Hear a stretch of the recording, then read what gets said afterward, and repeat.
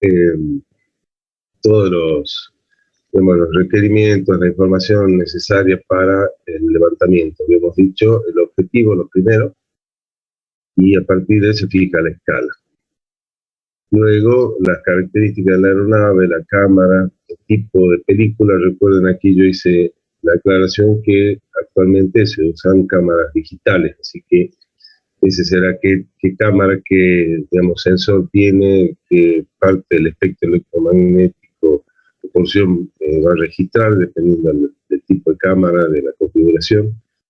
Luego, el área, los límites y las características topográficas del área, el área que se va a levantar.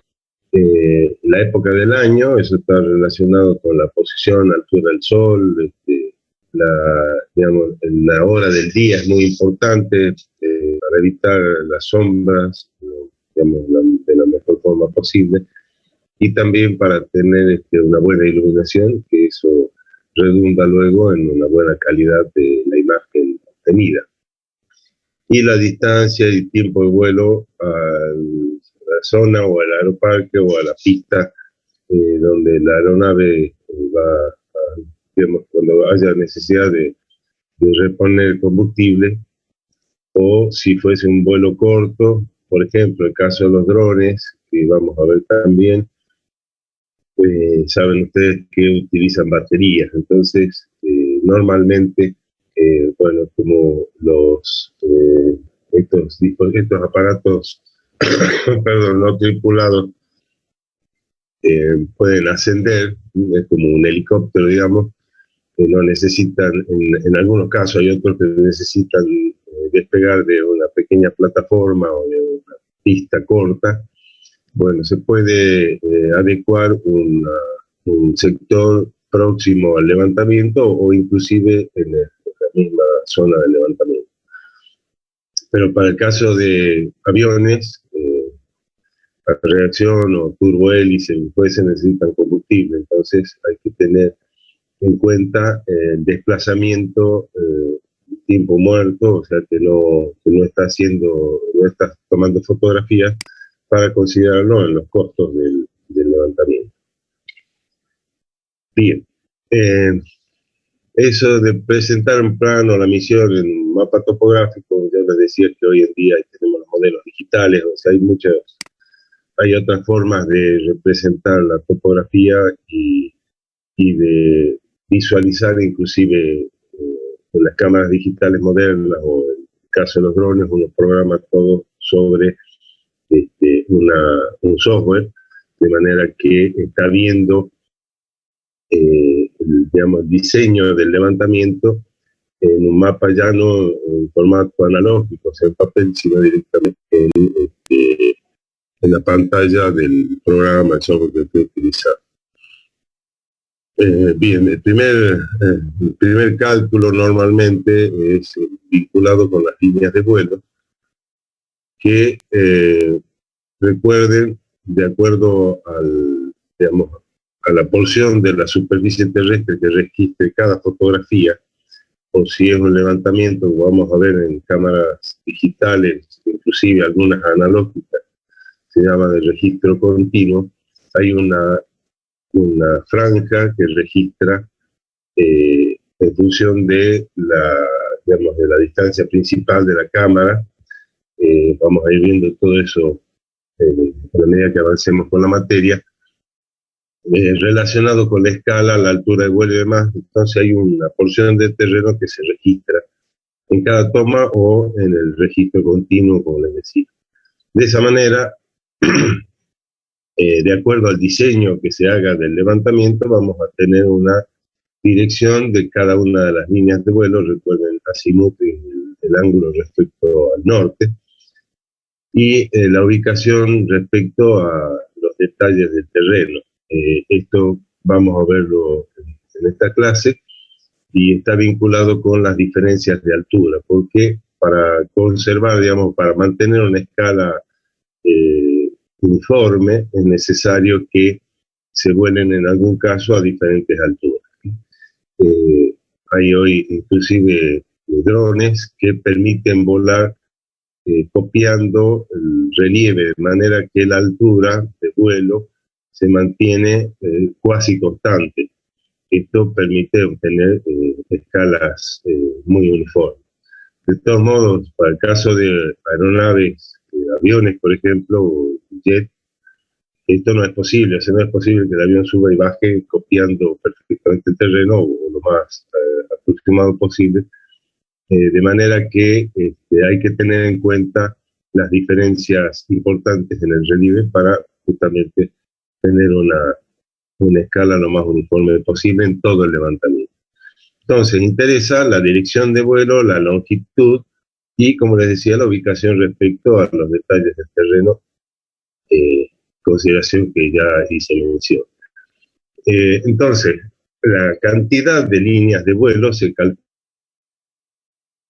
obviamente, considerando la separación entre ellas y, además, teniendo en cuenta, como dice allí, dimensiones de las formas o del relieve a fotografiar. Entonces, la separación entre líneas de vuelo es igual, ahí es simplemente una nomenclatura, y es igual a S, que es el lado de la fotografía, en el caso de las fotografías analógicas, la película típica, digamos, para los levantamientos aerofotogramétricos es de 23 centímetros, o sea, la película tiene ese ancho, y es una bobina que está en el almacén, eso lo vamos a ver también en cámaras fotográficas. Entonces, esa dimensión es el lado de la fotografía, es importante porque en función de la escala, ahí tienen el módulo escalar en sub i, va a determinar cuánto del terreno registra cada fotografía, por lo menos en el ancho. En el caso de la fotografía es 23 centímetros, es 23 por 23 cada cuadro o cada toma. Y eso es multiplicado por 1 menos BI, que es el recubrimiento lateral. Para los levantamientos aerofotogramétricos típicos, ese recubrimiento es del 30%, más o menos un 7%, un 10%, un valor en principio predefinido, pero se puede modificar dependiendo de las diferencias de altura. Ya van a entender por qué. Pero en principio ese recubrimiento lateral es del 30%, como les digo, más o menos 7 o 10, dependiendo de las características del terreno. Esa superposición se puede incrementar no menos del 30%. Entonces, si ustedes se fijan en la ecuación, si yo multiplico el lado de la fotografía por el módulo escalar, que es adimensional, ya vamos a ver escala, recuerden que la escala es 1 sobre E, o sea, E es el módulo escalar. El escalar es un número. Si yo digo 1 sobre 10.000, por ejemplo, una escala 1/10.000, dice uno normalmente, es 1 sobre 10.000. Y como es una relación 1 sobre E, sobre el módulo escalar, la escala no tiene dimensiones, pero obviamente tanto el numerador como el denominador deben estar en las mismas unidades. Por ejemplo, si yo digo 1 sobre 10.000, quiere decir que 1 centímetro en la fotografía corresponde a 10.000 centímetros en el terreno. Si yo hago una cuenta rápida, y considerando la misma unidad, como dijimos, 1 centímetro serían 100 metros en el terreno. ¿Se entiende? O sea, corro la coma, 2 lugares en el valor del denominador. O sea que si yo tengo 1 sobre 10.000, tendré que 1 centímetro son 100 metros en el terreno. Si en vez de usar centímetros uso milímetros, digo 1 milímetro son 10.000 milímetros en el terreno. Sigue la misma relación, pero ahora si lo llevo a metro, 1 milímetro son 10 metros en el terreno. Bien, de esa manera yo puedo obtener el lado de la fotografía en el terreno, o sea, cuánto cubre la fotografía, el lado de la fotografía en el terreno. Si eso lo multiplico por 1 menos el BI, que es el recubrimiento lateral, dijimos que 1 menos el 30% me va a quedar el 70%. O sea que, si ustedes se fijan acá en esta gráfica, yo tengo, ¿están viendo el curso? Sí, bueno, esa es una toma fotográfica vista en perspectiva, obviamente, ¿no? Esto debiera ser, en principio, cuadrado si es 23 por 23. Si yo tengo el avión que está haciendo, hizo un giro, hizo una línea de vuelo y ahora está ingresando la otra.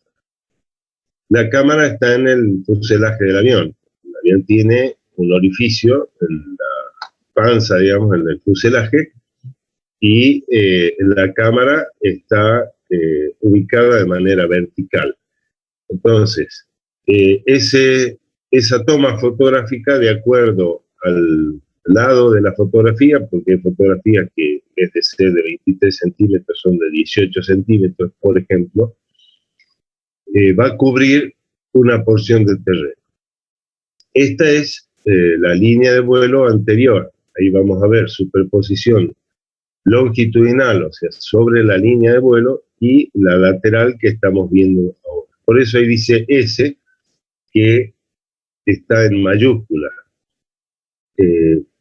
Usamos como estándar, digamos, que las letras minúsculas hacen referencia a la fotografía, o sea, al negativo, a la cámara, y la mayúscula al terreno. Entonces, el lado de la fotografía es este, ¿sí?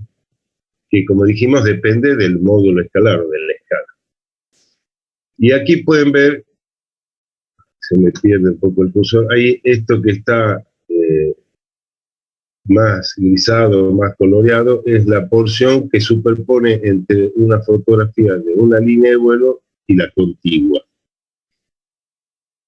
Entonces, eso sería de aproximadamente el 30%. Eso está previsto, pero depende del relieve que vaya a aumentar o disminuir ligeramente esa superposición. Por lo tanto, si yo digo que la superposición lateral es del 30%, lo que me queda, si yo tengo este lado de la fotografía, ¿no es cierto?, de la primera fotografía, esta porción sería el 30%, lo que me queda es el 70%. Entonces, acá superpongo un 30% entre ambas fotografías. Bien, altura de vuelo.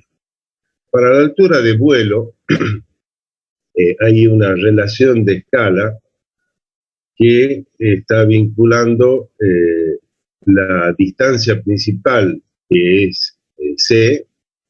En esto cabe hacer una aclaración. Normalmente uno dice distancia principal en las cámaras fotogramétricas o distancia focal.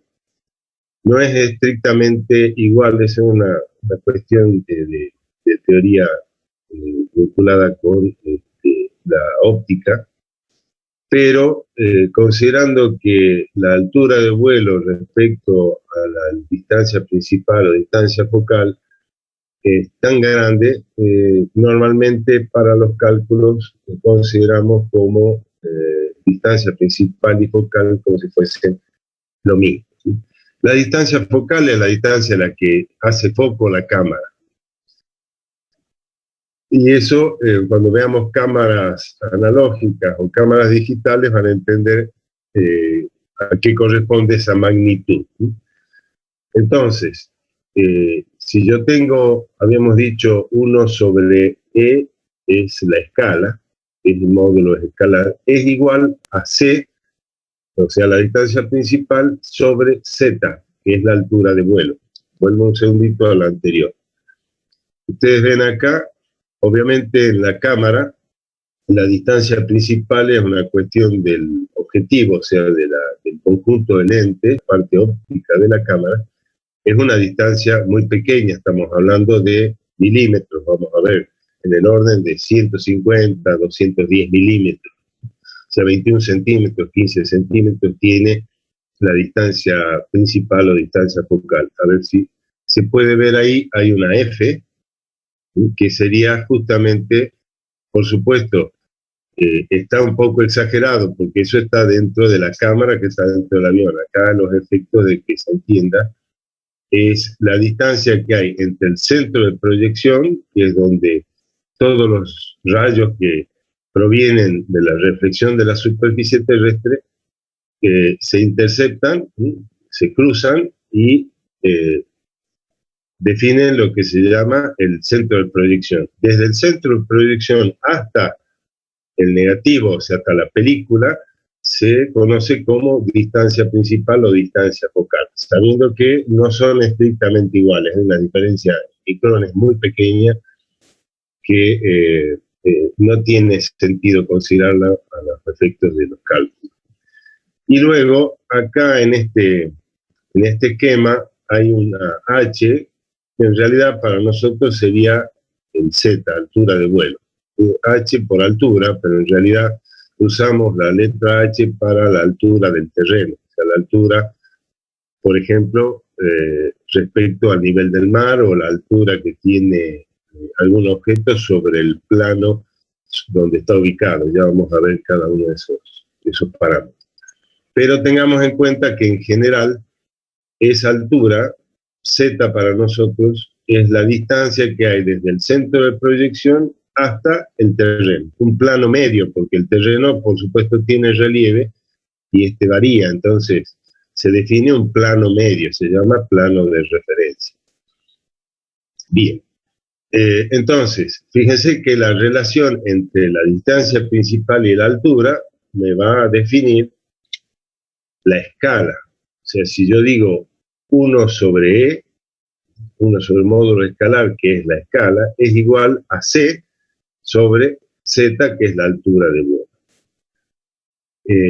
Entonces, esa relación es la que permite calcular la altura de vuelo. O sea, uno parte del valor de la escala. Dije unos 10.000, unos 50.000, unos 25.000, y todo depende de los objetivos del proyecto.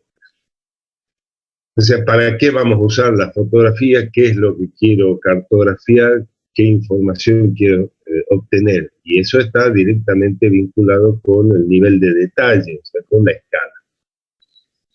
De manera, fíjense, aquí es fácil, si yo dije 1 sobre E es C sobre Z, pero si yo paso Z al otro miembro y el escalar al anterior, o sea, tengo Z igual al módulo escalar, esto ya no es la escala, es el módulo escalar por la distancia principal.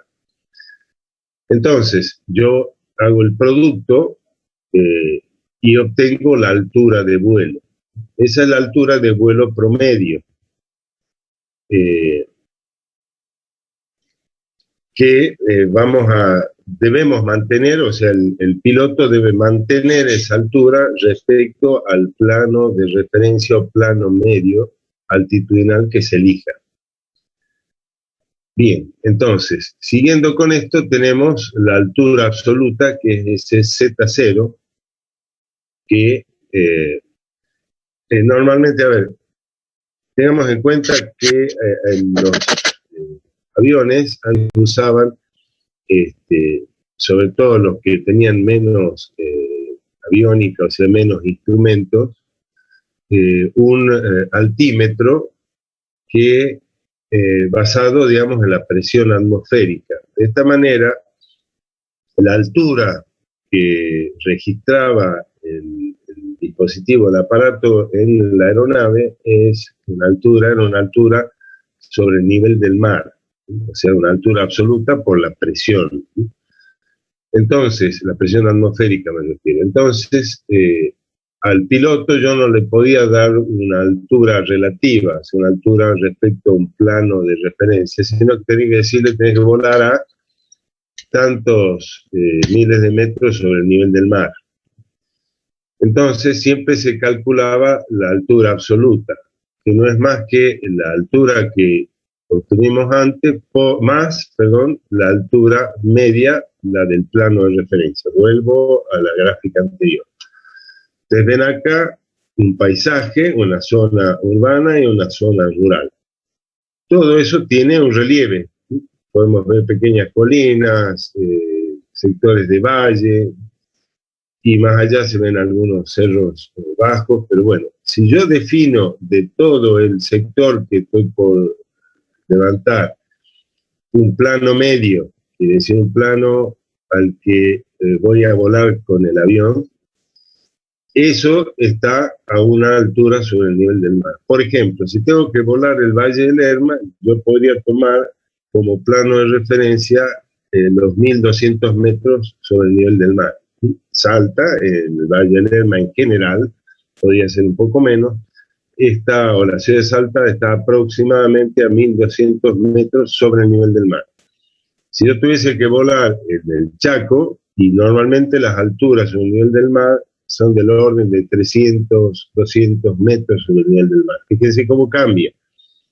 Entonces, al piloto yo le tengo que decir, tenés que volar a los 1200, que sería el plano de referencia, esta HI, más la altura que yo calcule. Supongamos que son 3.500 metros más, o sea que yo estaría volando a 1.550 metros, o sea, los 1.200 los más 3.500. Perdón, 4.000, ya estoy hablando de cualquier cosa, 4.700 metros, o sea, 1.200 más los 3.500. Esa es la altura que yo tenía que darle como dato al piloto para mantener una altura de vuelo sobre el terreno uniforme. Entonces, fíjense que todos los cálculos comienzan a partir del dato de la escala. Y la escala está vinculada con la cámara a través de la distancia principal o distancia focal, y luego, por supuesto, con las dimensiones que tenga la película o el sensor digital que se utilice, la cantidad de los megapíxeles, o sea, qué dimensión tengan esos megapíxeles, esa matriz de detector. Luego tengo la base en el aire, que es lo mismo que la distancia entre líneas de vuelo, antes que la distancia o separación entre líneas de vuelo, está ahí, va a ser la distancia entre el centro de la fotografía, se llama punto principal, que estaría representado en el caso de digamos, en el terreno, en principio por el punto nadir se llama. Vamos a ver después los elementos de la fotografía. Pero esa sería la vertical del momento de la toma, ¿sí?, que definiría un punto en el terreno. Ese punto y el de la otra fotografía definirían una distancia entre líneas de vuelo. Esa distancia es la que se llama A sub I. Pasando a la siguiente hoja de presentación, ya uno no sabe cómo llamarle, diapositiva, como sea. La base en el aire representa justamente la distancia entre dos tomas, pero consecutivas o en la misma línea de vuelo. O sea, dos fotografías que están sobre la misma línea de vuelo. Antes era la distancia entre fotografías de líneas de vuelo vecinas. Acá la separación entre tomas fotográficas de la misma línea de vuelo está definida por la base en el aire. Esa base en el aire, fíjense, la ecuación es muy similar, casi igual a la anterior. Tengo el tamaño de la fotografía, o sea, el lado de la fotografía, que es ese, el E, que es el módulo escalar, y 1 menos UI. En este caso, UI es el recubrimiento longitudinal. Ese recubrimiento longitudinal es del orden del 60%, más o menos un 7% también. Nunca menor al 53%. ¿Por qué? Y vamos a ver más adelante también, es que es imprescindible que en todas las fotografías aparezcan los puntos principales que corresponden a la fotografía anterior o siguiente. Volvemos al esquemita acá. Si yo tengo una fotografía, aquí tenemos varias tomas sobre la misma línea fotográfica. Fíjense, acá está una distancia B. En realidad esa B minúscula corresponde a la fotografía. Porque dijimos que usamos la letra mayúscula para el terreno. Esa B o base en el aire es la distancia que recorrió el avión entre dos tomas sucesivas. Yo tengo esta fotografía que cubre una porción del terreno y la fotografía siguiente que cubre esta otra porción del terreno. Dijimos que entre ambas hay un 60% de superposición, en principio, o sea, se define. Puede ser de más del 60%, pero nunca menor al 53%. En esta gráfica hay en el orden del 60%. De manera que el nadir o la vertical de la toma, de la primera toma, o de la foto N y la N+1,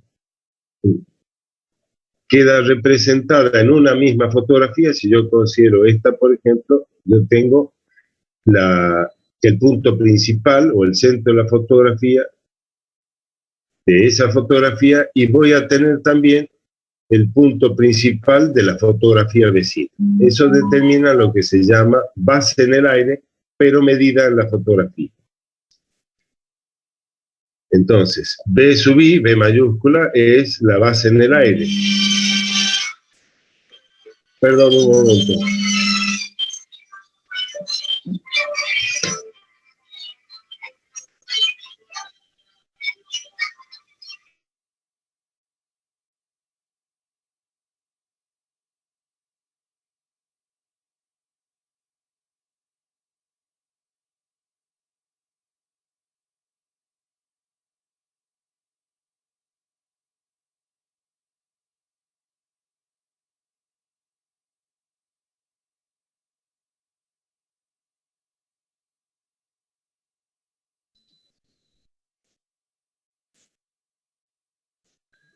Perdón por la interrupción. Me había olvidado de apagar el teléfono. Bueno, entonces, dijimos que B mayúscula representa la distancia en el terreno entre dos tomas sucesivas. O sea, cuánto recorrió el avión entre hacer un disparo a la cámara y el siguiente disparo. Y en la fotografía, esa B mayúscula se identifica como B minúscula y es la distancia entre el punto principal de la fotografía y el principal de la siguiente, o la anterior. Eso es lo mismo.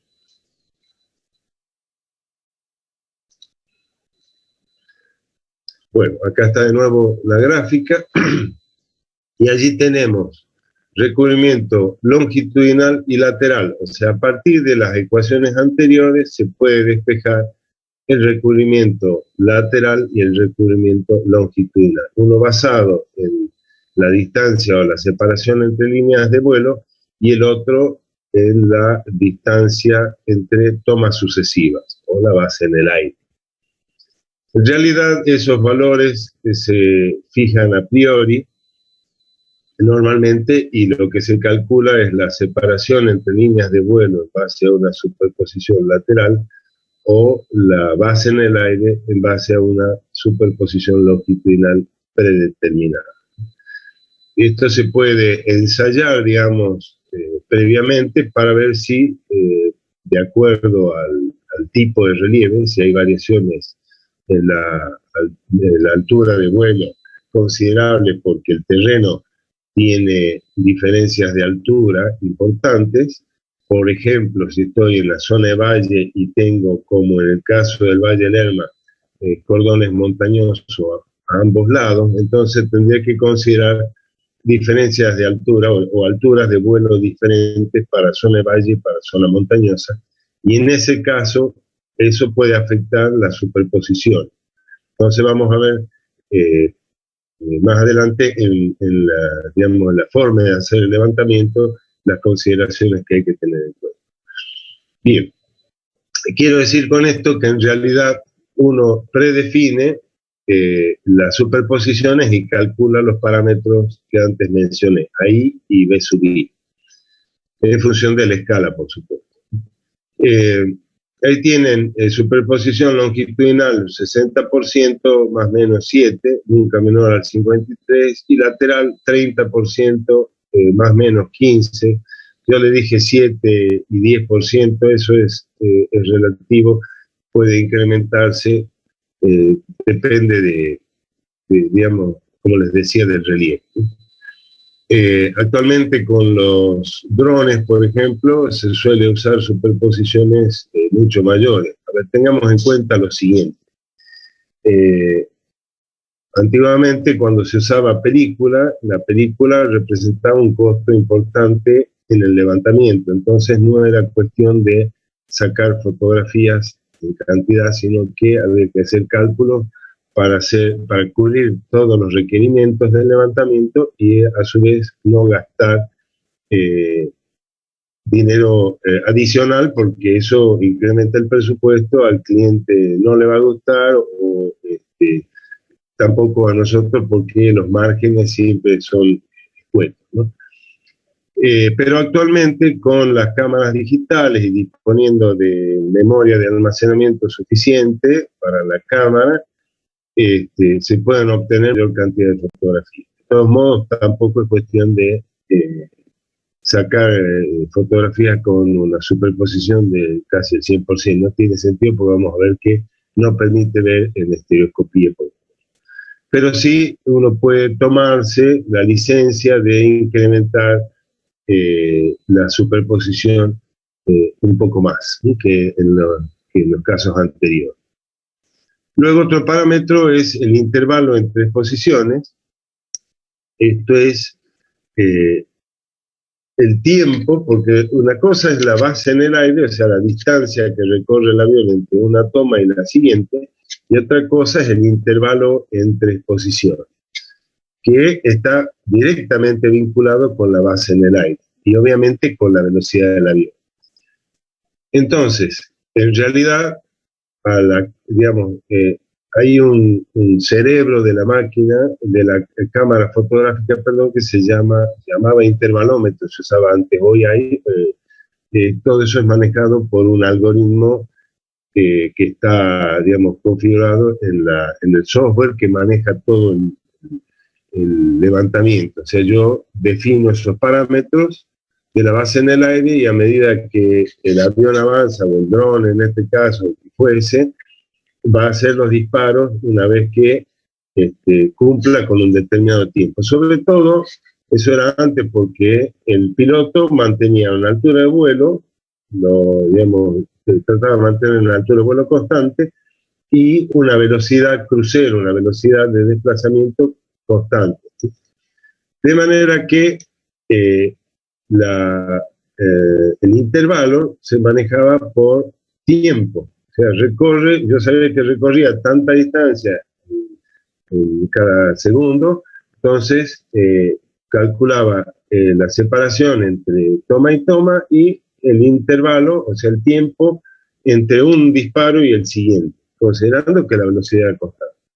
Hoy en día se dispone de los navegadores satelitales, de manera que ya no es imprescindible el tiempo, si bien es una forma de controlar esto.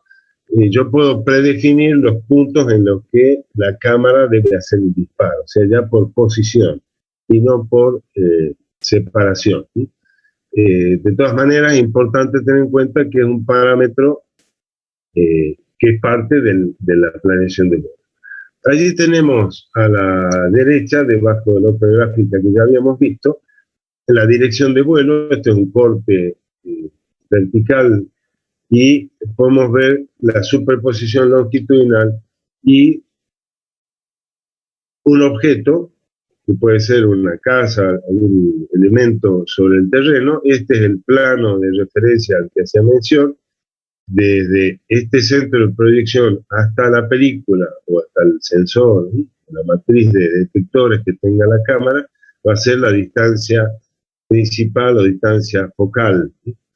Y de aquí hasta el terreno, la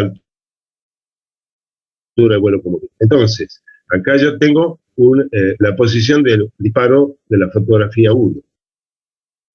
Acá tengo de la fotografía 2, 3 y así sucesivamente. Fíjense que esta porción de terreno, o el lado de la fotografía medida en el terreno, está relacionada con el lado en la película, por ejemplo. Y eso, obviamente, vinculado con la escala, porque dijimos que la escala relaciona la distancia principal con la altura de vuelo, o una distancia en la fotografía y otra en el terreno. Profe, Por ¿puede decir ejemplo, cuál es la distancia principal de vuelta? sí, desde el centro de proyección, acá donde los haces se invierten, por supuesto, considerando, perdón que se me va el cursor, la ortogonal, o sea, la distancia desde el centro de proyección hasta el plano del negativo o plano de la matriz de detectores, o sea, donde se forma la imagen. Se llama también distancia focal porque es donde yo tengo foco, o sea, donde la imagen se forma nítida. Es lo que hace el ojo humano, ¿sí? El ojo humano está haciendo foco permanentemente. O sea, yo tengo una distancia entre el cristalino y la fobia y los bastoncillos donde se forma la imagen, entonces el cristalino se deforma, se va acomodando para que yo tenga una buena visión. Estoy enfocando, tengo una imagen nítida. Bueno, esa es lo que sería la distancia focal o distancia principal de la cámara, ¿de acuerdo? Bien, y luego la altura de vuelo es el componente que resta, o sea, desde el centro de proyección hasta el plano de referencia que definimos en el terreno. Entonces, esa es la relación de escala. Fíjense que si yo a este centro de proyección lo subo, lo que va a cubrir este mismo lado va a ser mayor, eso se va a extender en el terreno, se voy a cubrir mayor área en el terreno, pero eso me va a hacer que tenga una escala de menor detalle, voy a estar más lejos de los objetos. Fíjenselo como una analogía. Si yo estoy leyendo un trabajo o algo, yo pongo normalmente la hoja o la pantalla de la computadora a unos 25-30 centímetros, que es la distancia de lectura y escritura normal. O sea, esa distancia enfocamos los seres humanos, más allá de que tenga que usar anteojos o no, pero esa es la distancia de lectura. Pero si yo esa hoja la alejo, yo voy a empezar a perder detalle en las letras, por ejemplo. Ya me va a costar un poco más, y si la alejo aún más, ya no voy a poder ver las letras. Entonces, todo depende del nivel de detalle que yo pretenda. Si quiero ver la letra o quiero ver el borde de la hoja, no sé, depende del nivel de detalle que yo requiera en la hoja. Mi distancia focal sigue siendo la misma, o sea, la distancia a la que yo enfoco es la misma, pero si yo alejo voy a ver más o menos detalle. Todo depende de qué es lo que pretendo. Entonces, haciendo la analogía, yo tengo una distancia, si bien la cámara, igual que el ojo, va a enfocar de cerca o va a enfocar, porque si yo estoy viendo a los 30, 25, 30 centímetros, estoy enfocando en la hoja, ¿sí?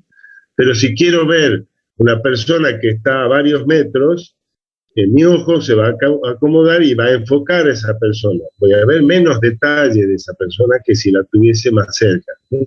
Pero voy a enfocar, o sea, voy a hacer foco, voy a verla con nitidez, más alejada, con menos detalle, pero enfocada.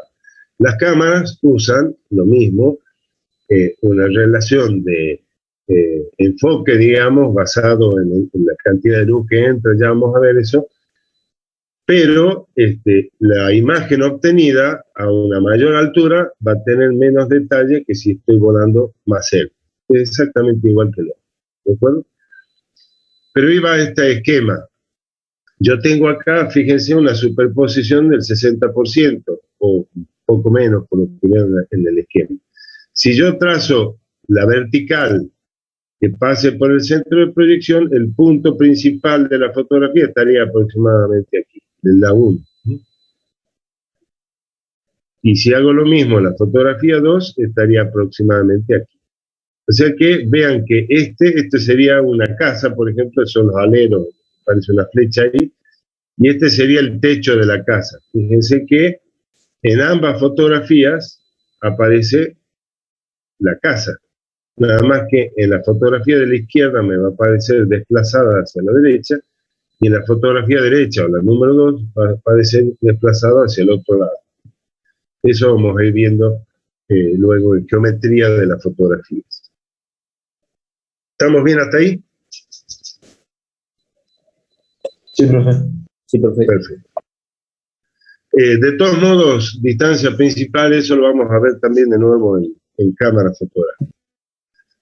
Pero bueno, viene bien ir repasando, reforzando esos conceptos. Bien, pasando al tiempo de vuelo fotográfico, estos otros parámetros están relacionados, por ejemplo, con el costo.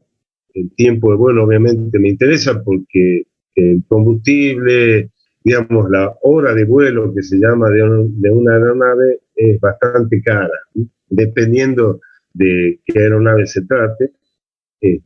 No así probablemente el costo de un dron que no consume combustible, sino que, digamos, funciona de manera eléctrica con una batería. De todos modos, el tiempo de vuelo también representa tiempo que uno invierte y deja de hacer otras cosas. Me refiero que el tiempo siempre debe ser considerado en el costo de cualquier tarea, ¿no es cierto? Entonces, de todos modos, el tiempo vuelo aquí es importante, sobre todo en levantamientos con aeronaves que tienen, digamos, un costo de mantenimiento. O sea, a medida que el avión es como un vehículo, si yo lo uso mucho tiempo, o sea, hace distancia, recorre distancia, se gastan digamos, todos los componentes, cubiertas y demás. Bueno, en el caso de un avión, cada tanto tiempo lo tienen que detener, meterlo en un taller y hacerle todo un mantenimiento completo. Es mucho más complejo que un vehículo, obviamente, porque se desplaza en el aire y la falla de cualquier componente puede ser catastrófica. Entonces, hay un costo que es elevado en el mantenimiento de aeronaves, que se llama el recorrido, en la parte de motor y todas esas partes, digamos, tren de aterrizaje y demás, y luego un periodo mayor de todo lo que es los componentes digamos, de fuselaje y demás. Entonces, tengamos en cuenta que el tiempo es un costo, más allá del combustible también. Entonces es importante considerarlo, obviamente, cuando uno hace un presupuesto para cotizar, o cuando le cotizan a uno un levantamiento. Entonces, ahí se considera la longitud total de vuelo fotográfico, sería la suma de las longitudes de la línea de vuelo más un adicional por los giros que va a hacer el avión entre línea de vuelo y línea de vuelo. Y que ese, por supuesto, la velocidad del avión. A eso hay que adicionar, como dijimos, el tiempo muerto, es el tiempo que requiere el avión desde que en realidad, que empieza a contar desde que enciende los motores hasta que despega de la pista, va al sitio donde tiene que hacer el levantamiento, vuelve para recargar combustible, vuelve a salir, dependiendo digamos, del área fotografiada, o sea, de las dimensiones, que necesite reprovisionarse de combustible, entonces vuelve a salir. Bueno, ese tiempo muerto también debe ser considerado. Ahí hay un tiempo que también es importante, que el tiempo de ascenso, porque una cosa es que el avión despegue, pero como los levantamientos requieren una altura de vuelo a veces importante, el tiempo de ascenso suele ser, dependiendo del tipo de aeronave, costoso en el sentido que consume más combustible, ¿no? Por ejemplo, es lo mismo que un vehículo que sube una cuesta, no es lo mismo andar en el llano que subir una cuesta y requiere mayor consumo de combustible. Todas esas cuestiones están vinculadas, digamos. Luego viene el movimiento de la imagen fotográfica. Se llama MIF, lo conocemos en general como MIF. ¿Qué es ese movimiento de la imagen fotográfica? Ese es un parámetro muy importante porque tengamos en cuenta que en el momento que se hacen los disparos, la aeronave o el UAV, como se llama, o el dron, lo que sea, está en movimiento. De manera que la cámara debe disparar a una velocidad muy grande para que el objeto fotografiado quede quieto. O sea, en realidad se pueda ver con detalle. Hagamos la situación inversa. Seguramente ustedes ven carreras de auto de Fórmula 1 o el MotoGP, o cualquier carrera de vehículos que están desplazándose a gran velocidad. O inclusive una aeronave que pasa y ustedes quieren fotografiar. Van a requerir que ustedes saben que las cámaras fotográficas, para poder registrar una imagen, tienen dos componentes que están en la parte óptica, o vinculados con la óptica, o sea, con las lentes, que se llaman obturador y diafragma. Diafragma es el que ya lo vamos a ver en detalle, yo lo comento rápidamente. El diafragma es como el iris que se abre o se cierra dependiendo de la cantidad de luz que requiera, que se requiera para obtener una buena imagen. Y eso está vinculado con el obturador. El obturador es el que se abre y se cierra para que pase la luz. O sea, uno controla la cantidad de luz, el diafragma, y el otro controla la velocidad o el tiempo durante el cual está expuesta la película, o el sensor, como decimos, la matriz de detector. Eso, por supuesto, está muy vinculado, porque para una velocidad de obturación muy rápida, estamos hablando de centésimas o milésimas de segundo, ¿sí? Entonces, para que ese poco tiempo en que se abre el obturador yo tenga una buena imagen, voy a requerir, en la mayoría de los casos, de un diafragma muy abierto, ¿sí? Entonces, este movimiento de la imagen fotográfica está directamente vinculado con ese tiempo que se llama tiempo de exposición. Hace un rato vimos el intervalo entre exposiciones, que no hay que confundir. El intervalo entre exposiciones, voy a volver un poquito porque esto quiero que quede claro, es el tiempo entre un disparo y el siguiente, entre una toma fotográfica y la siguiente. El tiempo de exposición es el tiempo en que se hace el disparo, o sea que el tiempo en que está expuesta la película o los detectores a la luz que proviene de la reflexión de los objetos que estoy fotografiando.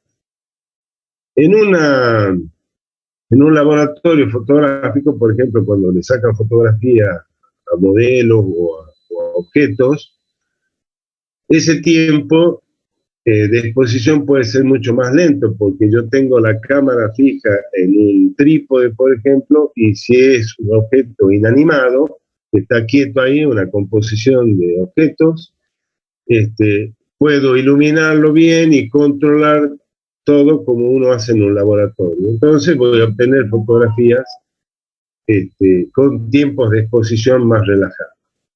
Mientras que si yo estoy viendo una carrera o por ejemplo, los fotógrafos profesionales que necesitan sacarle a un vehículo que pasa a gran velocidad, dijimos Fórmula 1, va a requerir un tiempo de disparo muy, muy rápido. Dijimos milésima de segundo. De manera que ese objeto quede quieto, porque si no voy a ver una mancha de color, no voy a poder determinar de qué se trata. En el caso de los levantamientos fotográficos, la situación es a la inversa. El que se está moviendo o el que lleva la cámara, o sea, el avión. Y los objetos a fotografiar el terreno están quietos, salvo que haya un vehículo que pase, por eso no nos interesa. A nosotros nos interesa ver los objetos que están quietos. Entonces hay que usar un tiempo de exposición tal que la película no salga movida. Por eso se llama movimiento de la imagen fotográfica. Traducido sería que no salga borrosa, que tenga buena definición. Entonces, en el movimiento de la imagen fotográfica tengo la velocidad del avión, que está en kilómetros por hora, 3600, que es simplemente para llevar la velocidad del avión en kilómetros por hora a segundos hora. Fíjense que ahí está la cantidad de segundos, 3600 son los segundos en cada hora, de manera que me va a quedar, kilómetros por segundo, voy a tachar las horas. Luego, el tiempo de exposición en segundos, la escala, fíjense ahí está la escala, o sea, 1 sobre E, y 10 a la 6, que son la cantidad de milímetros por kilómetro. Eso es para llevar entonces los kilómetros a milímetros. Fíjense que se van a ir las horas en la primera parte de la ecuación, se simplifican, los segundos también, porque luego tengo el tiempo de exposición en segundos, y los kilómetros. O sea que el movimiento de la imagen fotográfica, el MIF, me va a quedar en milímetros. Por eso abajo dice que el valor del MIF nunca debe superar los 0,02 milímetros. De lo contrario, esa imagen va a salir movida. Movida, entiéndase, va a ser borrosa. Entonces, aquí tenemos un ejemplo, o varios, mejor dicho, cálculos de el movimiento de la imagen fotográfica para varios tipos de aeronaves. Desde un aerovuelo, un Cessna, un Aerocommander. Los dos primeros son motor a pistón, o sea, a hélice común, el motor actuación a pistón. El primero es un aeronave que se usa mucho para instrucción de pilotos, cuando recién empiezan a volar y se hace toda la instrucción. Ya el Cessna es un avión para transporte de pasajeros, de pequeña, por supuesto, tiene pocas plazas. El Aerocommander ya es un avión de mayor capacidad. Y luego vienen los jets, el Learjet, el Cessna Citation o el Falcon 50. Ya tiene mucho más plaza y la velocidad de desplazamiento es mucho mayor. Si se fijan, ahí tenemos el parámetro, tengo el aerovuelo, pues, fíjense, aerovuelo, tengo la velocidad en kilómetros por hora, fíjense, de un aerovuelo casi 200 kilómetros, el Cessna 182 a casi 270 kilómetros, el Aerocommander a 300, más de 300, el Learjet ya a 756, el otro 740, el otro 980 kilómetros por hora. Entonces, luego tengo la relación segundos-hora, el tiempo, eso siempre es 3600, el tiempo de exposición para dos, hay uno en 500 es la relación el tiempo de exposición en segundos, o sea, 1 en 500 de segundo.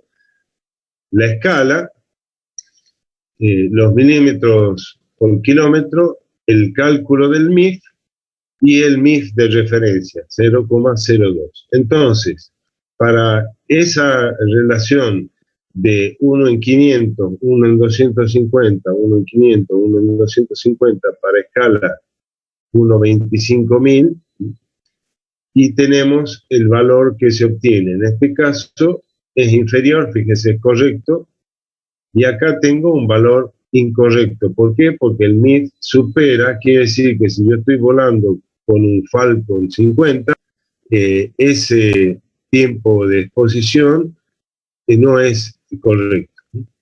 Analicen luego la tabla. Esto es 10 a la 6, recuerden que es la conversión de kilómetro a milímetro.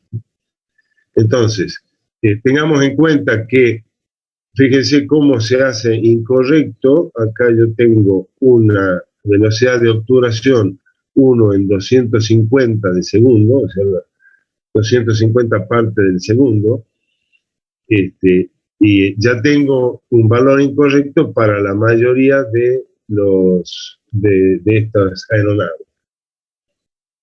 Nosotros hacíamos en algún tiempo levantamientos aerofotográficos con una cámara de reconocimiento, una Hasselblad, una cámara muy reconocida, bueno, se usaba película en ese entonces, y volamos tanto en un Aeroboero y en algún caso en un Cessna 182.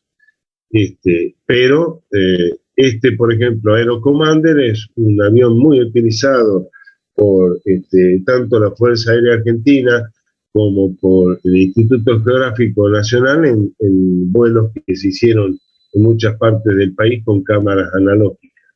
Hoy el Instituto Geográfico dispone de un Learjet que usa para cámara digital. Ya vamos a ver inclusive ejemplos de fotografías que se tomaron acá en la ciudad de Salta y alrededores, en el Valle del Lerma, en el año 2014, con una cámara de alta, digamos, una cámara de última generación. Bueno.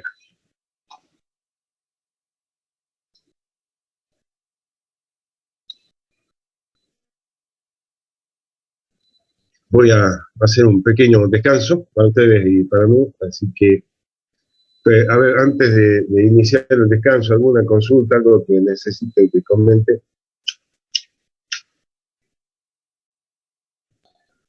Profe, una pregunta. Sí.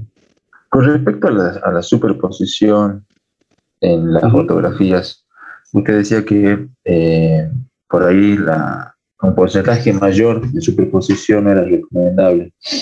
Pero ya algunos programas vienen determinados para establecer directamente, ¿no es cierto?, la superposición y evitar de perder datos durante la captura de la fotografía. Me parece que estamos hablando de dos cosas distintas. Nada que ver. Claro. La superposición es necesaria para poder calcular paralaje. Ya vamos a entrar en fotogrametría. Bien. O sea, quiere decir que un mismo objeto es fotografiado desde dos centros de perspectiva diferentes. El centro de perspectiva sería el centro de proyección. Bien. Yo saco una fotografía y voy a ver en esa porción de terreno, en la película, o sea, se va a generar una imagen y voy a ver una serie de elementos del terreno. En la fotografía que sigue, teniendo la superposición, yo voy a ver parte de los objetos que fotografié en la anterior, pero desde otro centro de perspectiva. Es lo mismo que yo les dije que estoy viendo con mis ojos. ¿Sí? De esa manera yo veo los mismos objetos, pero desde centros de perspectiva diferentes. Eso me permite calcular la distancia a la que están los objetos. Por eso nosotros podemos estimar distancia, uno está manejando y sabe que el vehículo que está adelante se acerca o se aleja, más allá del tamaño relativo, ¿no? Si está lejos, sé que es más chiquito, si está cerca, lo veo más grande.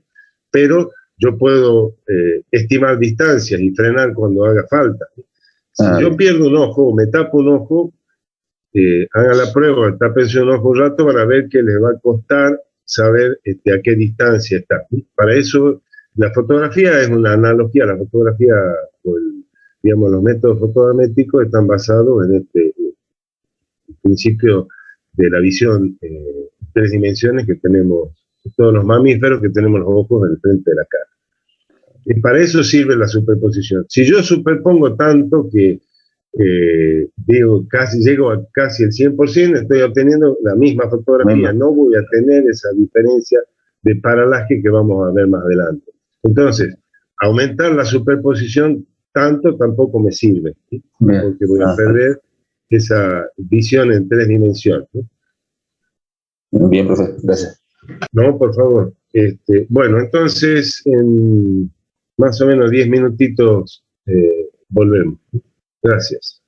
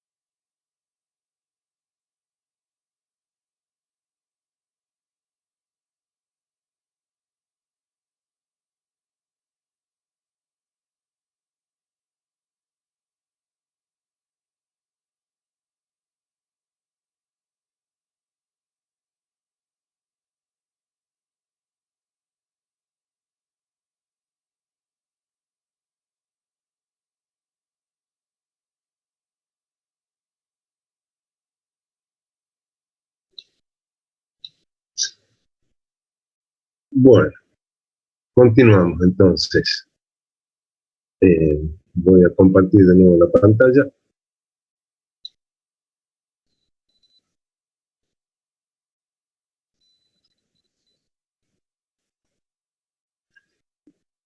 Bien, seguimos con planeación de vuelos. Ahí tenemos el número de fotografías por línea de vuelo.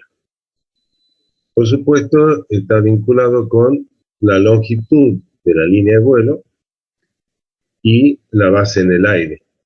O sea que simplemente es una división entre la longitud total menos, dividido el segmento que corresponde a la base en el aire. Con eso voy a obtener, en principio, la cantidad de fotografías por línea de vuelo.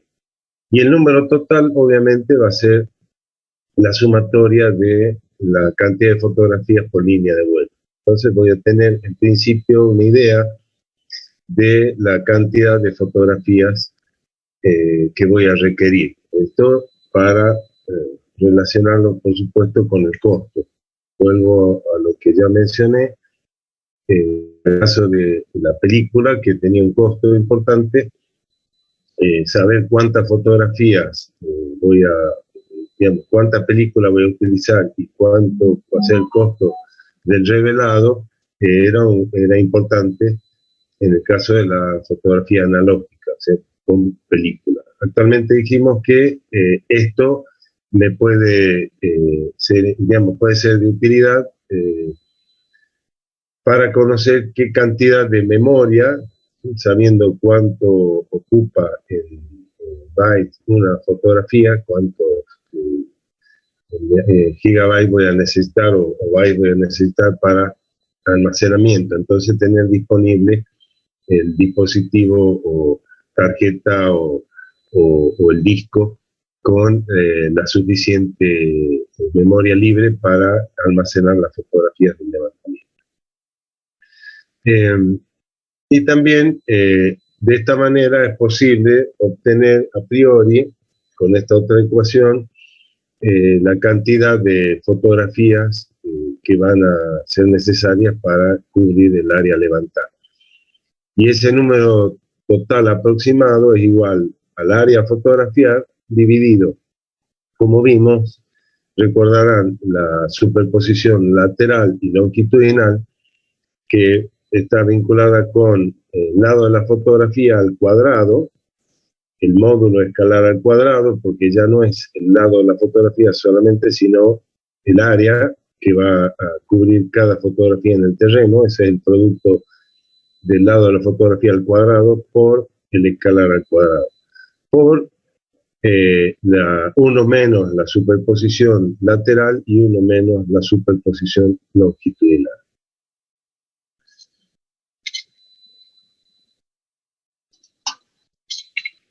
Bien. Entonces, el área cubierta, como ya mencioné, por cada fotografía en el terreno va a ser igual a área, recuerden, es al cuadrado, el lado por el escalar, todo eso al cuadrado. Y el área neta ganada es un dato adicional que vincula lo que ya se fotografió, o sea, si ven el gráfico que tienen allí a la derecha, yo tengo una línea de vuelo, tengo la superposición longitudinal, este pequeño desfasaje, porque no siempre es posible obtener, digamos, las fotografías perfectamente alineadas, porque obviamente tengo viento lateral, de cola, vamos a ver los conceptos de deriva y demás vinculados a un levantamiento fotográfico, de manera que con la superposición longitudinal y lateral ya predefinida, yo tendría una fotografía, la siguiente, el avión da la vuelta, dijimos, saca otra fotografía, la siguiente línea de vuelo, la que le sigue, digamos, con la superposición ya preestablecida, y esta porción que está ahí con esa trama, se llama área neta, es lo que se fotografió que no estaba obtenido anteriormente. O sea, esto es lo que se gana en el caso este con la última fotografía, porque todo lo otro ya fue fotografiado. Es el concepto de área neta ganada. Eso es igual a el lado de la fotografía al cuadrado por el escalar al cuadrado por las superposiciones longitudinales y laterales. Eso es lo que se adicionó en la nueva fotografía. Cuando se saque la siguiente, por supuesto, el área neta ganada va a ser la que ya no tiene superposición con las vecinas ni con las fotografías de la misma línea. Bien, vehículos para misiones fotográficas. Hace un rato veíamos, cuando hablábamos del movimiento de la imagen fotográfica, ejemplos de algunas aeronaves. Aquí tenemos los que se usaron muchísimo en levantamientos con cámaras fotogramétricas analógicas, de los típicos aviones utilizados. Ahí tenemos un Aerocommander, un Piper Azteca, un turbo, eso ya es un avión que permite un ascenso mucho mayor, el Piper Navajo, Cessna, Sky Knight, el Beechcraft, el DC-3 y el Guaraní, por ejemplo, que es un avión a reacción también. Pero lo importante de todo esto es que, fíjense las dimensiones de la cabina del avión, en estos dos casos. Arriba a la derecha tenemos el navegador, o sea, la persona que se encargaba de verificar que el vuelo se hiciera de acuerdo al plan prefijado. Bueno, ahí tenemos, por ejemplo, si ven el cursor, la cámara, todo esto, este anillo que la rodea, es el sistema de suspensión. Luego tenemos, esto sería, en ese momento era la computadora o el cerebro de la cámara, el intervalómetro. Entonces ahí se tenían todos los comandos para controlar, digamos, o predefinir las superposiciones y demás. Y acá el navegador lo que está haciendo es viendo el terreno, lo que la cámara está fotografiando, y verificando la superposición y modificando en el caso que hiciese falta para obtener fotografías con la superposición predefinida. Por supuesto, lleva auriculares y micrófono porque se requiere que los tres principales, digamos, o por lo menos los tres integrantes del levantamiento estén comunicados. Eso es el fotógrafo, o sea, esta persona está haciendo de fotógrafo, principalmente, si bien está verificando la navegación, pero acá tenemos en esta otra fotografía el piloto y navegante, que va controlando que todo se haga como corresponde, y aquí faltaría una tercera persona que la que, digamos, hace de fotógrafo. El fotógrafo está encargado de verificar, como dijimos recién, que el vuelo se haga correctamente, pero además de cambiar de cámara. Por ejemplo, aquí tenemos dos cámaras fotográficas, fotogramétricas, lo que ven aquí encima es el almacén de la cámara, y luego el cuerpo. Por debajo, digamos, ahí ya dentro del anillo, que soporta la cámara y que sirve para estabilizarla y demás, eso lo vamos a ver más adelante.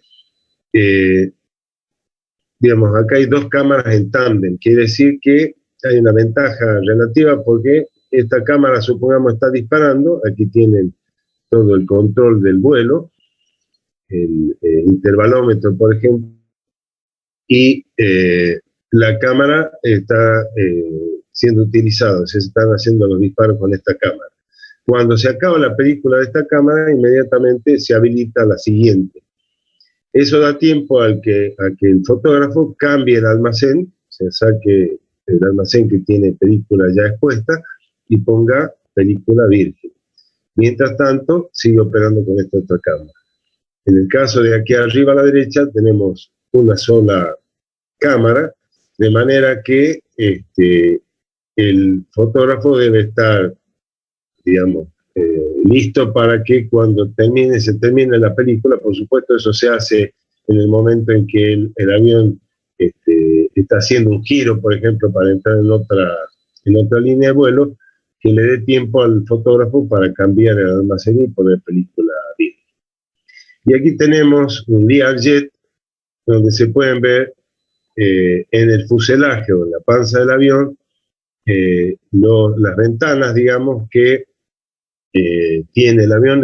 Tendría para 2 cámaras, por ejemplo, en tándem, y para los anteojos de navegación. Ese anteojo de navegación permite ver, primero, es lo que está haciendo el operador en este caso, verificando la superposición, y aquí tengo un anteojo de navegación que vamos a ver después, sirve para verificar la dirección que sigue el avión.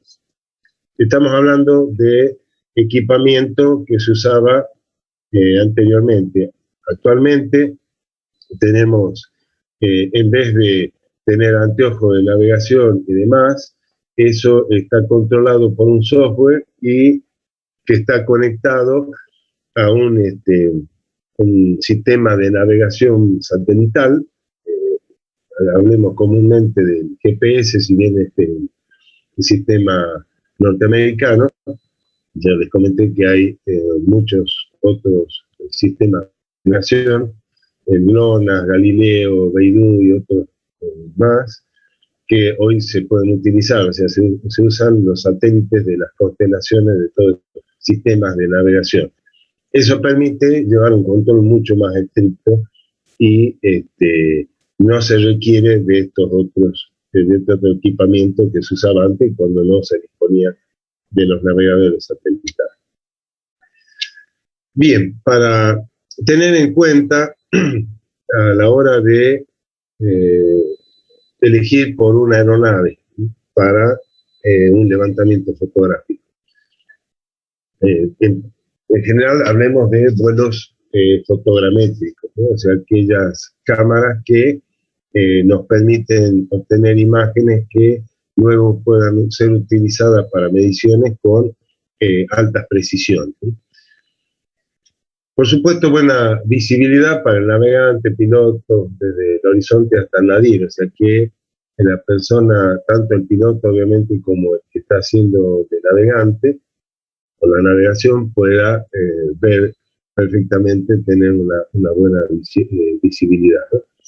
Gran variación de velocidad. Esto es porque va a requerir desplazarse rápidamente desde, dijimos, la pista de aterrizaje y despegue hasta la zona de vuelo y luego operar a una velocidad menor, digamos, para permitir que se puedan utilizar velocidades de disparo, recuerden, para que no tener problemas con el movimiento de la imagen fotográfica. O sea, una velocidad de despegue y ascenso rápida y de desplazamiento rápida hasta el sitio de levantamiento. Y luego, en el sitio de levantamiento, operar una velocidad ya crucero que permita operar, digamos, llevar un vuelo tranquilo con una velocidad que no le afecte a la obturación de la capa. Maniobrabilidad, por supuesto, eso es para reducir los tiempos de los giros, ¿sí? Aterrizar y despegar en pistas cortas, porque no siempre es posible disponer de pistas lo suficientemente largas para el despegue del decolaje del avión, ¿sí? Buen poder de ascensión, esto ya está vinculado con lo que se dijo antes. Techo alto de vuelo. Esto es un parámetro muy importante porque dependiendo de la cámara que utilice, cuando uno dice la cámara se refiere también a la distancia principal de la cámara. Vamos a ver tipos de cámara en función de la distancia principal y del ángulo de observación. Si por ejemplo, hace un rato veíamos un aerovuelo, un avión utilizado para entrenamiento, dijimos, versus algunos de los otros LEAR, el Learjet, por ejemplo. Los LEAR tienen, por supuesto, toda la, digamos, esta es lo mismo que los aviones comerciales, perdón, pero se requiere que la cabina esté presurizada, porque van a volar a mucha altura, ¿sí? Donde no hay oxígeno. Perdón, hay mucho menos oxígeno. En el caso de un Boeing, tiene, además de velocidad mucho menor, un poder de ascensión menor y todo lo demás, tiene una limitante que es una altura máxima, salvo que los operarios, o sea, el piloto y demás, lleven tubos de oxígeno. Pero de todos modos, por más que lleven tubos de oxígeno, el avión, el motor del avión no puede operar a mayores alturas porque empieza a fallar. Entonces, tiene una altura máxima de vuelo. De manera que eso me limita la escala. O sea, yo no puedo obtener escalas de menor detalle para cubrir mayor cantidad de área en el terreno porque hay una limitación, ¿sí? Ya vamos a ver la vinculación entre la distancia principal y altura de vuelo. Y esto es relacionado también con la altura de vuelo máxima del avión o techo de vuelo. Entonces, para algunos levantamientos se requerirá una altura de vuelo mucho mayor. Vibraciones mínimas, por supuesto, esto es para que evite el efecto sobre la calidad de la imagen. Recuerden siempre el movimiento de la imagen fotográfica. En este sentido hay que comparar, por ejemplo, los aviones con los helicópteros. Los helicópteros, no es el caso de los drones que tienen varias hélices, sino los helicópteros en general de una sola hélice, las aspas, digamos, el rotor del motor provoca mucha vibración y eso puede afectar a la calidad de la imagen, si es que primero la cámara está montada sin un sistema de suspensión que permita absorber esas vibraciones y que afecte la calidad de la imagen. En cambio, en un avión, normalmente las vibraciones son mínimas, ¿sí? Los tubos de escape, a ver, voy a volver un poquito hacia atrás. Fíjense acá en el ejemplo del Learjet, no es el caso porque las turbinas, fíjense dónde están las turbinas del avión, pero para aviones, por ejemplo, turbocomprimidos, y que la disposición de la cámara sea más hacia atrás por las características del fuselaje, hay que tener en cuenta que los tubos de escape no vayan a ensuciar la óptica de la cámara, o sea, el vidrio que está por debajo en el fuselaje y que pueda afectar a la calidad de la fotografía. El orificio, porque, digamos, hay aviones que están fabricados, pensados en el levantamiento fotográfico, pero en algún caso se adaptan aviones, aeronaves para los vuelos fotográficos. Entonces hay que perforar el fuselaje, fijar que no se afecten las costillas, o sea, la estructura del avión, ni que pasen comandos por allí, cables y demás. Entonces hay que hacer una serie de adaptaciones. Entonces el orificio de la cámara debe ser lo más amplio para que no interfiera en el funcionamiento de esta, por supuesto, ¿no? Para las tomas fotográficas en algún caso que se requiere alguna toma inclinada. Y la cabina debe ser, por supuesto, amplia. Esto es lo ideal para que se puedan, digamos, desempeñar perfectamente. Normalmente dijimos los tres integrantes de la misión, que sería, bueno, el piloto normalmente está en un solo sitio, pero navegante y fotógrafo, que es la tripulación mínima que figura en el punto 10, piloto, navegante y fotógrafo, ¿no? Que ya dije, están permanentemente comunicados para todo el control del vuelo. Y los costos de mantenimiento de operación deben ser mínimos. Estamos hablando sobre todo motores con turbina, reacción, turbohélice y demás.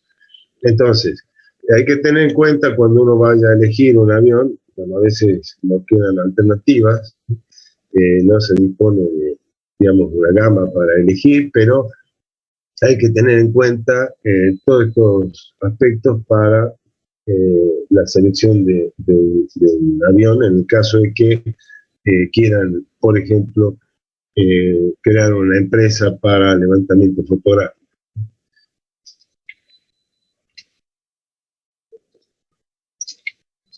Bien, ahí tenemos algunos ejemplos. Fíjense, arriba a la derecha, un helicóptero de pequeñas dimensiones.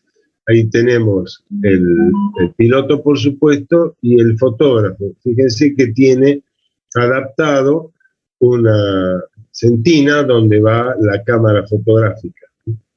Y aquí abajo, por supuesto, está el vidrio, que no es cualquier vidrio, tiene que ser vidrio que no deforme la imagen, para proteger, por supuesto, a la cámara que está dentro de esa baulera o sentina y que es operada por el fotógrafo. Después, por supuesto, otros dos helicópteros de mayor envergadura y mayor velocidad de desplazamiento, altura o techo, vuelo y demás, ¿sí? Entonces, por supuesto, el más chico tendrá mayor vibración que este otro y el último de menor vibración. Por supuesto, también la comodidad y la velocidad de desplazamiento, la capacidad para cubrir áreas mayores en función de la velocidad de desplazamiento. Y aquí tenemos los que ya mencioné, que hoy están muy en boga, se utilizan mucho, son los famosos drones. Esa es la sigla en inglés, el vocablo en inglés de zángano, por el zumbido que hace. Y en general se llaman BAND, o vehículo aéreo no tripulado, o WAV, que es lo mismo, nada más que la sigla en inglés de vehículo aéreo no tripulado. Y se hacen fotografías con drones. Aquí tenemos el ejemplo de algunos tipo helicóptero, digamos, y otros más parecido a un avión, ¿sí? En estos dos casos con la hélice en la cola, ¿sí? Entonces, aquí, por ejemplo, en la primera fotografía de arriba a la izquierda, tengo el dron con una cámara, se ve perfectamente la cámara. En los otros dos casos, con alas, digamos, parecido a un avión, eso va dentro del fuselaje de la aeronave. Bien, pasando a la geometría de los vuelos fotográficos. Ahí tenemos, en primer caso, la línea de vuelo normal sin desviaciones, ¿cierto? Sería la línea de vuelo teórica, con la superposición correspondiente, dijimos, por lo menos un 53%, y lo que está coloreado en verde, al final sería el área neta ganada para esa línea de vuelo, o sea, lo que registró de nuevo la fotografía, o sea, aquello que no ha sido registrado. La dirección de la línea de vuelo y todas las fotografías correctamente alineadas. Pero, ya les comenté, en el caso de un levantamiento como, digamos, ocurre en la realidad, tenemos vientos de cola, vientos de frente, que van a alterar, digamos, la dirección prefijada. Eso se llama drift, en inglés, o desviación horizontal producido por la deriva. Esa es la deriva común. O sea que tenemos la línea de vuelo teórica y el avión, fíjense que está en la dirección correcta, o sea, está alineado, podemos decir, el eje que pasa por todo el fuselaje del avión, que correspondería, perdón, me olvidé de mencionar, al eje X. O sea, el eje X es el que corresponde a la línea de vuelo. Y en el caso del avión, digamos, el que pasaría por todo el fuselaje del avión, lo atravesaría. Entonces el avión, fíjense, está paralelo a la línea teórica, ¿sí? O sea que está correctamente orientado en la dirección prefijada del ángulo respecto al norte, el azimut. O sea, prefijamos un rumbo, entonces el avión está siguiendo el rumbo, pero se separó de la línea de vuelo. O sea, el piloto lo que tiene un viento, por ejemplo, de frente, del lado de cola, del otro lado, y el piloto lo que está haciendo es corregir que el avión vaya de lado, pero se está desplazando de la línea teórica. Y lo que ocurre con las fotografías es que, si pueden ver, tiene en principio la superposición longitudinal, pero está dejando acá una porción sin fotografiar de la que estaba prevista, un hueco. O sea que cuando haga la siguiente línea de vuelo de este lado, va a superponer un 30 y aquí me va a faltar, si ven el cursor, superponer con la línea de vuelo. Eso se llama deriva o drift. Y luego el crab o desviación angular, ahí el avión está rotando sobre el eje Z. ¿Cuál es el eje Z? A ver, vuelvo de nuevo. Eje X, la línea de vuelo. Eje Y, digamos, el eje perpendicular, por supuesto, o sea, el que pasaría por las alas del avión si es que el avión se está desplazando como corresponde. Eso daría lugar a lo que se llama el cabeceo. Pero ahora lo vemos. Y luego, el eje Z es el que atraviesa el avión, o sea, que corresponde a la altura de vuelo. Si ustedes recuerdan cuando se presentan colecciones, por ejemplo, de mariposas, las pinchan con un alfiler y las ponen sobre la base del telgopor. El alfiler, para que la mariposa quede perfectamente visible, sería en este caso el eje Z, el eje que atraviesa al avión y que llega a la superficie de la Tierra, o al área de la fotografía. Entonces, en este caso, como pueden ver aquí en el crab, el avión está rotando sobre el eje Z. En el caso anterior del drift, el avión no está rotando, está paralelo a la línea de vuelo teórica, pero se está separando de ella. En este caso, está sobre la línea de vuelo, pero está rotado. Y encima, debo decir que la cámara, en su sistema de suspensión, no tiene la posibilidad de corregir ese error, o sea, no se puede girar la cámara. Entonces, la fotografía, eso es... perdón, la garganta. En ese caso, si la cámara está fija al fuselaje del avión y no tiene la posibilidad de rotar, las fotografías van a salir sobre la línea de vuelo, pero rotadas. Y eso también puede, digamos, además de afectar la visión estereoscópica, complica las cosas. En algún caso, ya lo vamos a ver, también quedan pequeños sectores que es probable que no tengan superposición. Entonces, aquí tenemos, fíjense, el efecto de la deriva que lo había comentado. Tengo la faja adyacente o la faja vecina de fotografías y el recorrido de vuelo, el caso que veíamos del drift, o sea, el eje original y el eje que está recorriendo el avión. Entonces me va a quedar una zona sin fotografiar, un hueco. Bien, vuelo a diferentes alturas.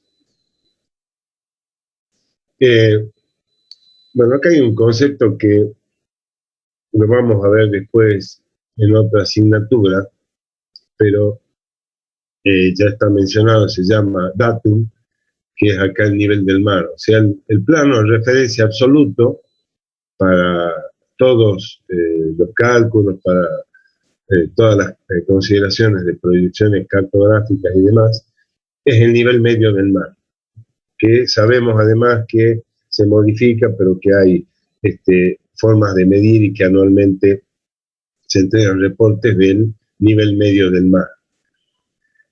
Ese sería el plano de referencia absoluto.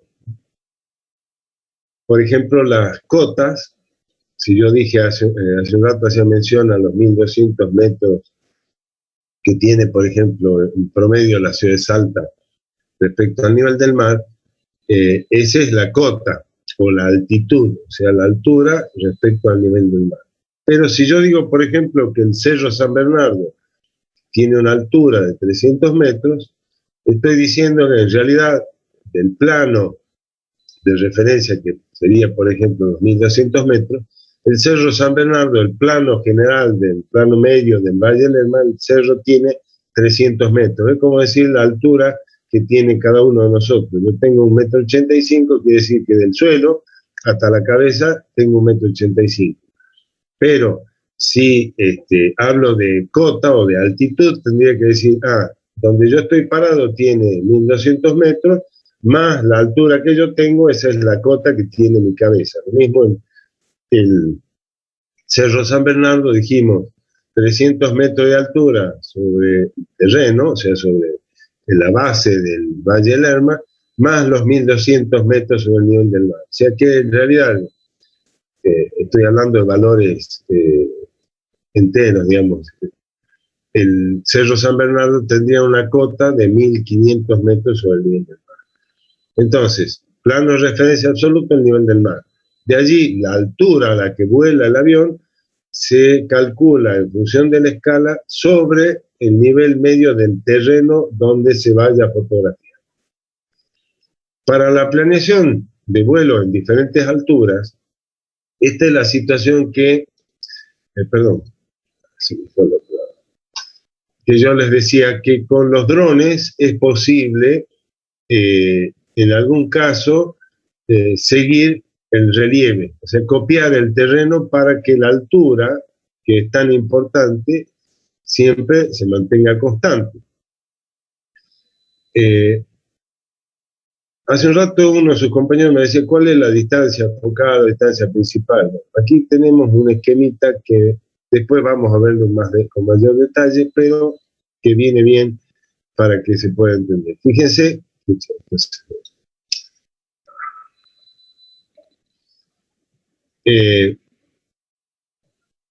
tengo una altura de vuelo y sería ideal que el avión pudiera ascender y mantener, porque el relieve cambia, la altura del vuelo. Esto puede ser que se haga en una línea de vuelo, luego el avión haga un giro, ingrese en otra línea o en la misma línea pero a otra altura para obtener siempre en lo posible la misma altura de vuelo. Pero es complejo hacer esta forma. Entonces normalmente se fijan vuelos no en esa dirección sino al través. Por ejemplo, aquí tenemos, fíjense las diferencias que pueden ocurrir si yo estoy fotografiando en la misma línea de vuelo, diferencias de altura tan importantes. Entonces lo que se hace normalmente es volar sobre los cordones montañosos. Este no es el ejemplo más adecuado, pero fíjense aquí el ejemplo de la superposición lateral, cómo se ve afectada, porque el relieve es importante. Capaz que en otra línea de vuelo ya el relieve es más bajo, entonces la superposición puede conservarse como corresponde en un 30% lateral. Entonces, el otro caso es volar en diferentes direcciones, que es lo que mencioné también en un momento, porque la cresta de la montaña tiene este cambio de rumbo abrupto. Son cuestiones geológicas y que para conservar la altura de vuelo lo posible es conveniente volar sobre las crestas de las montañas, o sea, hacer un vuelo sobre la parte superior y después ir descendiendo, por ejemplo, en el pie de monte y hasta llegar al valle. O sea, se planean diferentes alturas de vuelo para conservar la escala lo más uniforme posible. Perdón, me olvidé, la distancia principal. En la primera gráfica de arriba a la derecha tenemos un esquema de la cámara fotográfica. Si ustedes se fijan, ahí tengo dos círculos que representan a las bobinas de la película. Vamos a ver esos detalles. O sea, la película virgen en la película escuela. Por debajo de eso hay un plano que es el plano del negativo. Y luego viene todo el en la parte del almacén, y dentro del almacén está el cono, que es el que tiene la parte óptica. Si hay un conjunto de lentes. Si se fijan los rayos que están en este color violeta, o magenta, mejor dicho, están aquí cortados, porque yo sigo la trayectoria. Hay un punto en el que dentro de la lente, o sea, dentro del conjunto de lentes, se invierte. De manera que ese es el centro de proyección y de ahí sería la distancia principal. Ya lo vamos a ver con más detalle. Bien, efectos de los movimientos de rotación de la cámara. Esto es importante para la fotogrametría. Ahí tenemos arriba a la derecha un avión de hélice, y tenemos los tres ejes de rotación. Dijimos el eje X, que es el que corresponde a la línea de vuelo. Ahí la rotación se llama roll, o sea, cuando el avión se inclina, hace el aleteo, digamos, se va de lado. La rotación sobre el eje Y, en inglés sería pitch, como pichar cuando tiran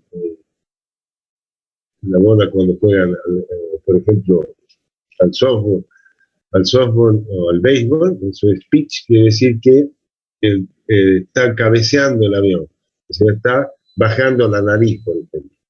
Y el yaw, que es la rotación sobre el eje Z, o sea, el avión está girando. Entonces, acá tenemos el eje, la rotación sobre, fíjense, el eje X, dijimos. O sea, el avión se está yendo de lado.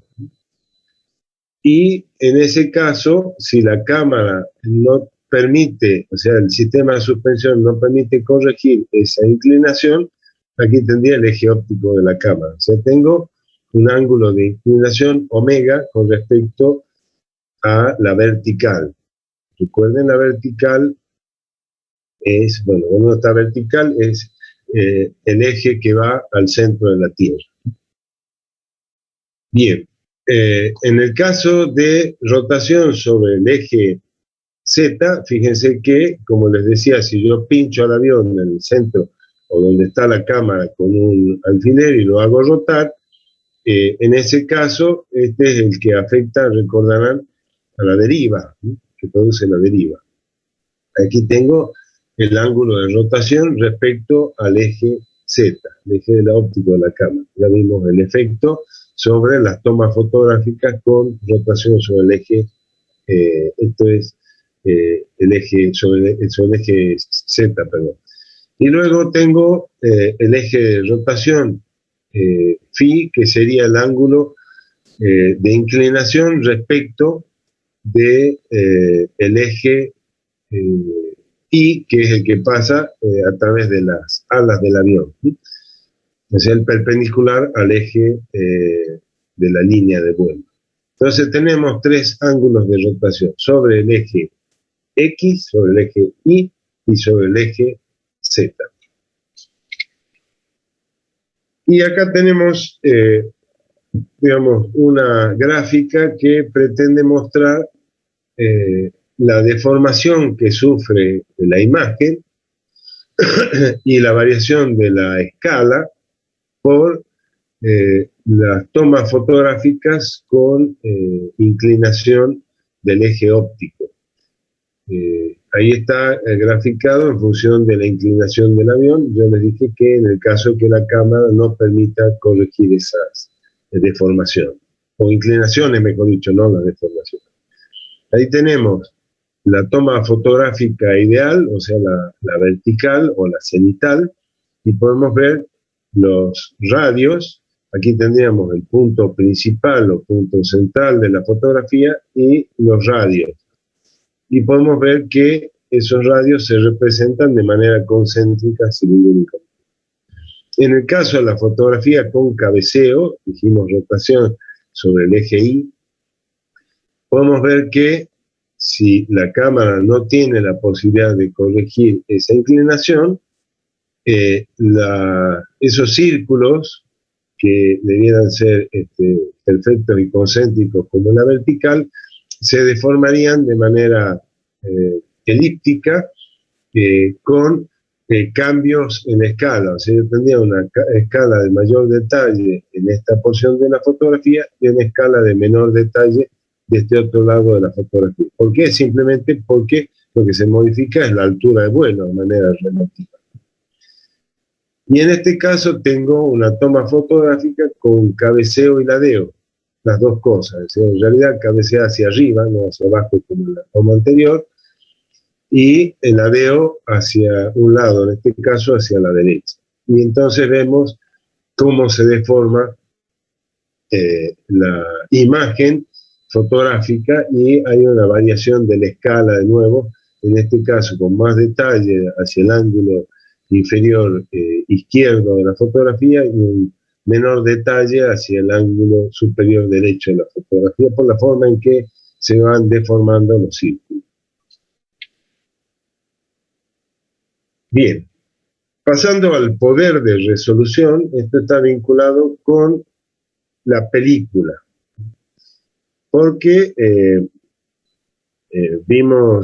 vamos a ver, mejor dicho, el tipo de película y la resolución en función de la cantidad de líneas por milímetro que tiene. Eso está vinculado con el tamaño del halogenuro de plata, que es parte de la película, de la emulsión fotográfica, y que es la parte sensora, digamos, la que recibe la luz y que va a conformar luego la imagen latente y posteriormente el negativo y luego por copia de contacto el positivo.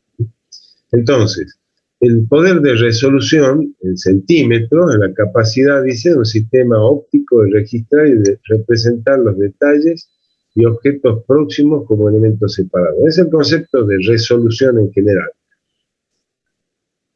La resolución es la capacidad que tiene todo el sistema de separar objetos que están próximos como independientes. O sea, de que podamos verlos como objetos separados.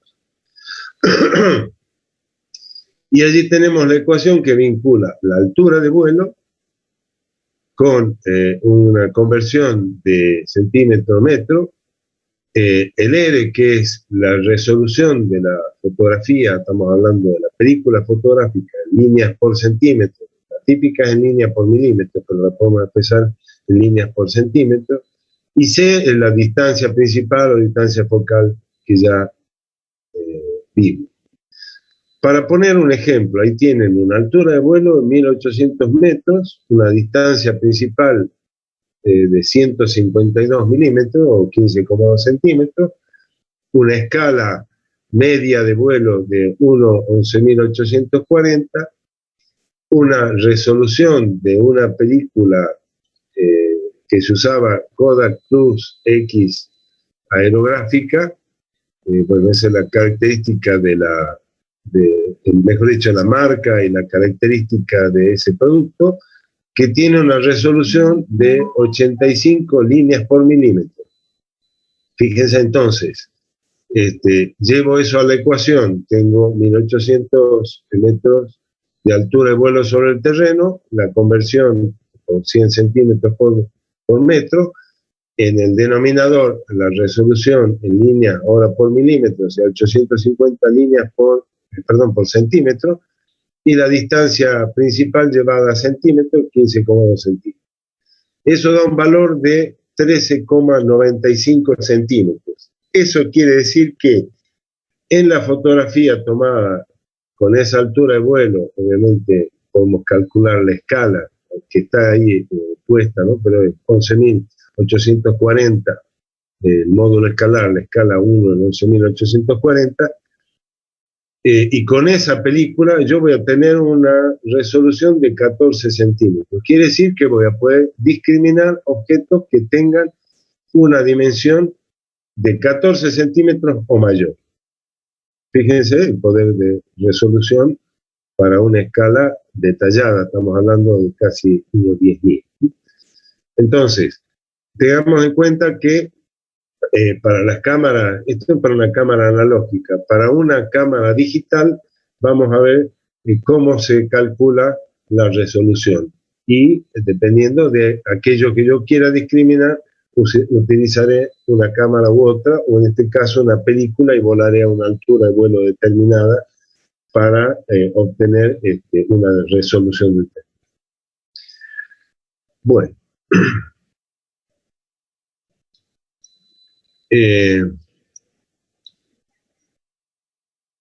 Voy a tener que dejar de compartir pantalla, ya van a ser las 10 de la mañana. Vamos a dejar aquí levantamientos, planeación de vuelos fotográficos. La clase que viene el día viernes seguimos con el resto. Entonces, si alguien quiere hacer una consulta, algo antes de que terminemos la clase.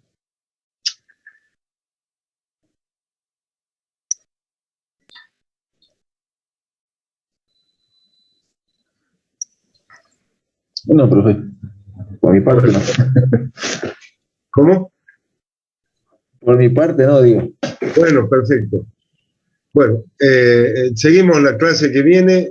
Por supuesto, cualquier duda que tengan, si van leyendo el material o viendo videos, lo que sea,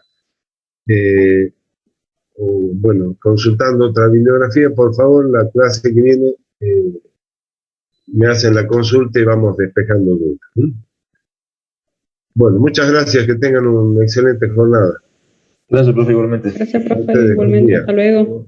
Chao, hasta luego. Chao, hasta luego.